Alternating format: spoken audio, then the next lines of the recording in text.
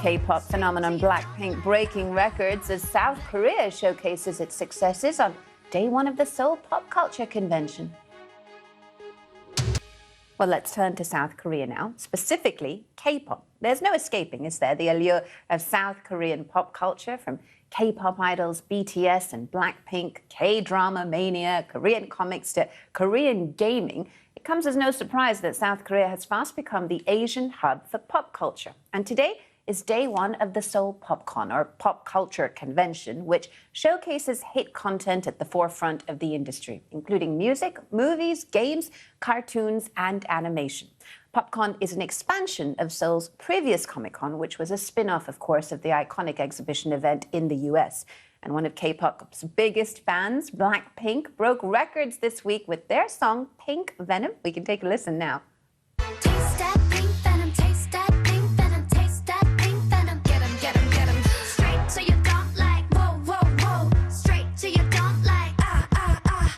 Blackpink and aim, got bodies like Rambo, rest in peace. This song logged 90.4 million views in just 24 hours, surpassing the record they set in 2020 with a previous video that hit 86.3 million views. That's a lot of views. And for more on this cultural phenomenon, we can speak to film critic and academic Jason Bechervaise, who's in Seoul for us. Great to get you on the program, Jason. And, just to say, Blackpink is just one example, isn't it, of the rise of K-pop success. We've got this convention now in Seoul, first time for it. What does it tell us about the appeal of K-pop culture? Well, it's extraordinary, isn't it? It's certainly gaining popularity. Initially it was mainly centered around Asia, but now it's clearly kind of spreading overseas. And it's not just K-pop; it shows, Netflix series, and of course films as well, as the success of Parasite, directed by Bong Joon-ho, just so colourfully illustrates, winning Best Picture at the Oscars in 2020. And it's been an immense privilege for me personally to be able to be in Korea, to be able to witness this as the success of Korean popular culture continues. Absolutely. And Jason, just when you look at how successful it's been, as you point out globally, just talk us through some of the factors, do you think, behind the global appeal?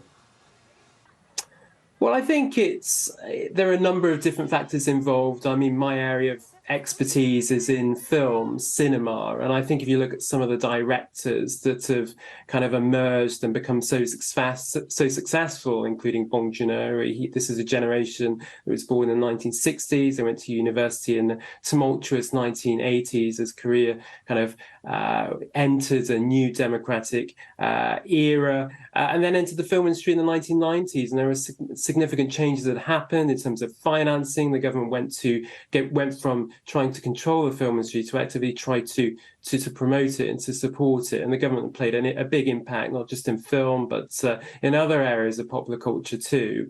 And I think these filmmakers have found innovative ways to tell stories that have really captured the attention of audiences far and wide. And I think that's true of not just films, but miniseries as well. And I think the success of singers as well, and K-pop idols, they're clearly very, very talented, and they're finding ways to attract audiences both locally and internationally. Absolutely. And just looking at this convention that's taking place in Seoul, what are some of the highlights of this year's event, Jason? Well, they've got a number of speakers, including the editor-in-chief at Marvel Comics, so CB Sobolski.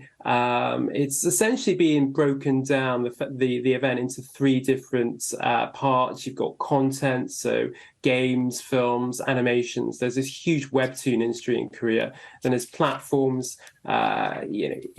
The streaming wars are really taking place in Korea in just an incredibly exciting but also somewhat anxious way, because it's unclear how it's all going to manifest. But certainly we've got Netflix, we've got Apple, we've got a number of local streamers as well, including CJ and KT. And then there's technology, and so NFTs and the metaverse. And Korea has been a leader in technology over the years. It's certainly in terms of its internet and its devices.